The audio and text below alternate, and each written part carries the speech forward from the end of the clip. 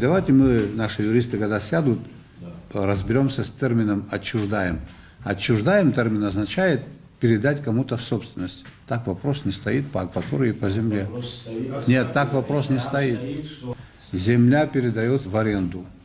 Пользование акваторией. Акватория остается нашей собственностью. Это мы никому не отдаем и не отчуждаем.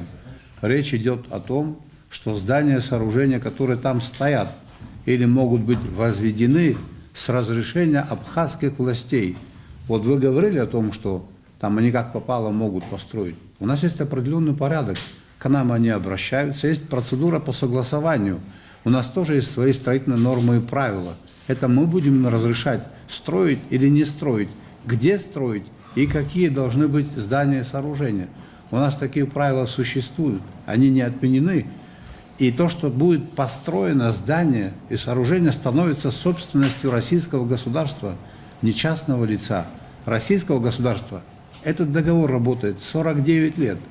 Действующее соглашение сроков не имеет.